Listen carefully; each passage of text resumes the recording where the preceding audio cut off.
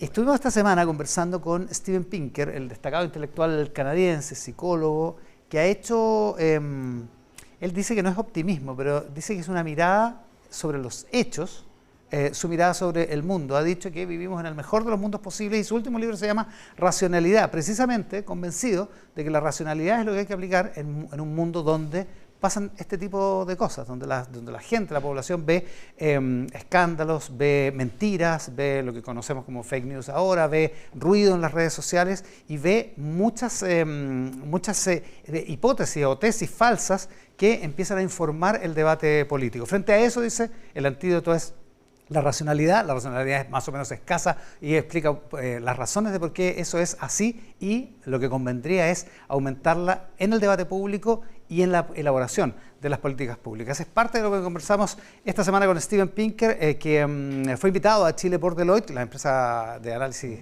de asesorías financieras y contables que está cumpliendo 100 años y que nos permitió conversar con él algunos minutos, parte de lo que mostramos a partir de ahora en Mesa Central, lo comentamos luego con Pepe Out y Max Colodro. Steven, thanks for this interview. Nice meeting you. Nice to meet you. Let's talk about rationality. This is the title of your last book, and how to understand rationality in a world that it's so full of fake news, for example. How do you see this kind of contradiction? Well, there's always been fake news. Until about 100 years ago, most news was fake always news. In the history. Yes. What are the stories in the Bible but fake news about paranormal phenomena, of miracles and divine intervention?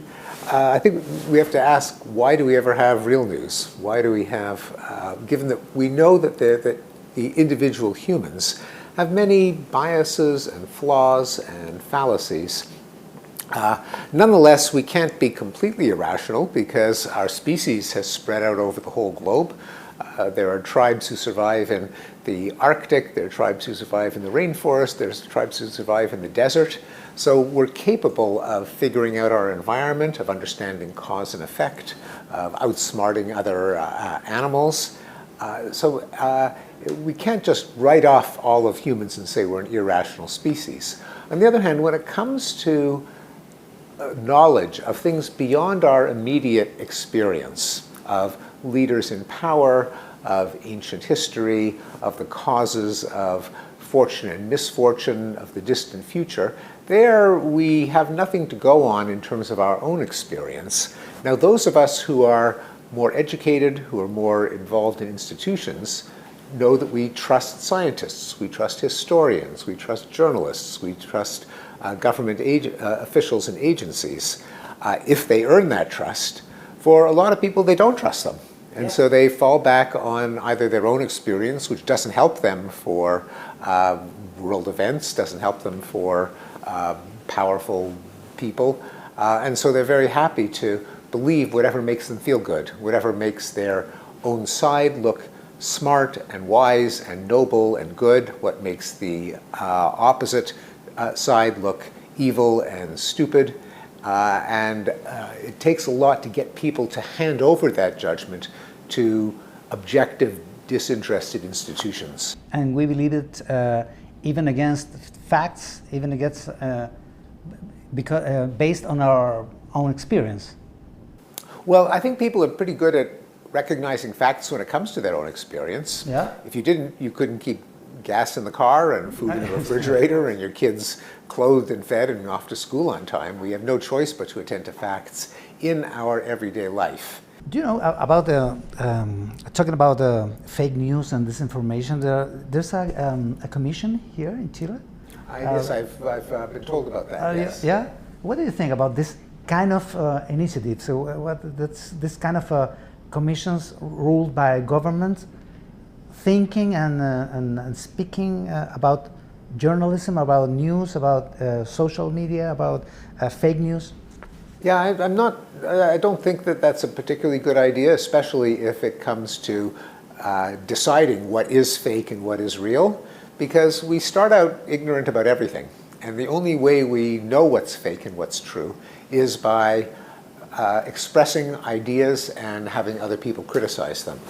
If you have an authority that says, well, we've decided that that's the truth and that that isn't, well, they might be wrong. And we know that authorities often are wrong because most of us are wrong about most things. It's a very difficult process to arrive at the truth. Even in science, controversies can go on for years. And the only reason that scientists eventually settle on the truth is the best evidence, the best argument wins. So to have the government say that that's fake news and there'll be penalties, I think could be very dangerous. What we need are institutions that have guidelines, rules that push toward the truth in the long run, and to have the marketplace of ideas decide what's real and what isn't. Let me be back on the rationality subject. You know, here we are commemorating 50 years from the coup that threw Salvador Allende from the government, and there's a lot of emotion around the date. There's a lot of pain. There's some kind of 1,000 people that was detained and disappeared. Still, we still don't know how it happened. What happened with their bodies? And it's a very sad story.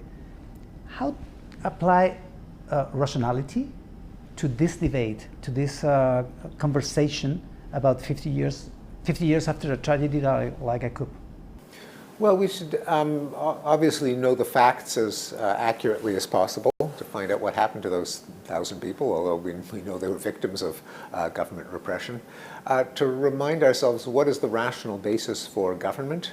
That is, a government should not be given power to terrorize its own citizens. We do allow government to have use of violence.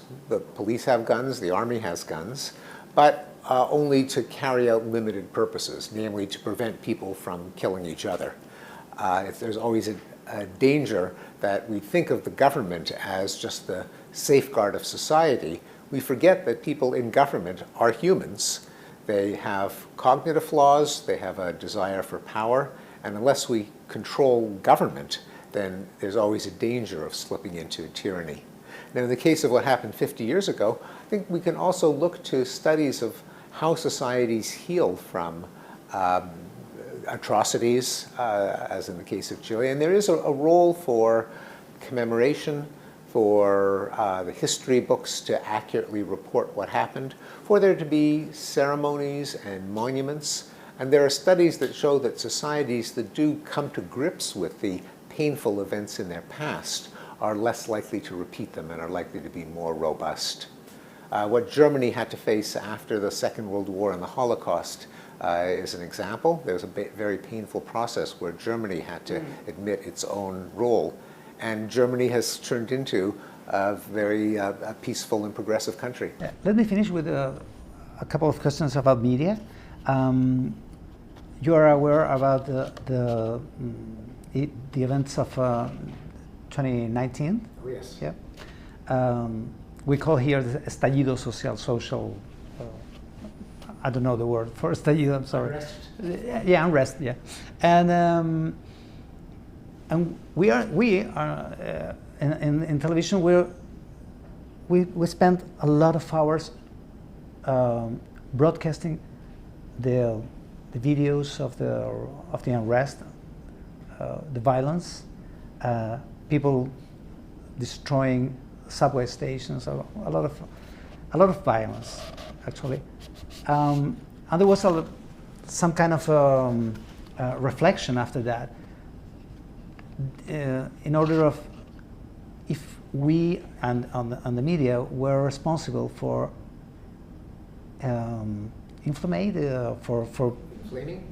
yeah, thank you, for inflaming that violence, showing on the TV, on the screens. What do you think about this kind of role of the media? There is that danger. There are really two dangers. One of them is changing people's perception. And one of the big findings in cognitive psychology, my own field, is called the availability bias, named by Daniel Kahneman and Amos Tversky, that our sense of probability, of risk, of likelihood is driven by available images in memory. If you can remember an example, you think it's common. If you read about a shark attack in the paper, you don't go into the water, you think people are in danger of being eaten by sharks, even if they're more in danger of driving to the beach and being in a car crash. The news media is an availability machine. It gives people incidents and narratives and images and stories, and it's a non-random sample of the world. It's the worst things that happen on any given day. Parts of the world that are at peace or that don't have terrorist attacks, that don't have school shootings, they're not news. I mean, of course, you're familiar with one danger, but the other danger is incentivizing agents who use media attention as a tool to further their own agenda. Terrorists, in particular, they are just media exploiters. Very few people are killed by terrorists, but it generates huge fear because of the coverage that it gets, which is also why terrorists often try to have very flamboyant public displays of violence. Other people that use news coverage in that way are some politicians. I'm thinking of Nayib Bukele in El Salvador or Donald Trump in the States. What the media can do against this kind of manipulation. Well, in fact, in the United States, it's been a subject of soul-searching by media who realized that they gave him massive amounts of free campaign publicity by covering every outrageous statement that he made, every insult, every tweet. And I don't know if they've learned from the example, but he has been a master of manipulating the media always to be in the public eye. Bukele was more complicated because he also dealt with a very real problem, namely the violent crime. But yes, and that part of the art of politics is knowing how to manipulate the media, and I think part of the responsibility of media is to make sure they're not manipulated. My last question, you're a Canadian, but you're living in the States a lot of years, I think. Yes, I've lived most of my adulthood in the United States. And you vote in the States? I do. Yeah. What happened? Donald Trump is going to be a winner again? Probably not, although you shouldn't take what I say seriously because I also said that Hillary Clinton would probably win, so I'm going to have to be humble about this. A lot of people did. I think probably not because he lost in 2020. In 2016, it was something of a freak. He lost the popular vote. Hillary Clinton was a disastrous candidate. There were things that happened at the last minute, like the revelation of James Comey. I think Trump is worse off in 2024 than he was in 2020 and 2016. I mean, he'll be under criminal indictment. If the present trends continue, the American economy will be, not bad. There's low unemployment, inflation is coming down. So it's very hard to predict, but I suspect that he'll almost certainly be the Republican nominee. Mm-hmm. But the past trends suggest that he's unlikely to actually defeat Joe Biden, I think, but I might be wrong. Thank you, Stephen, for this interview. Thank you.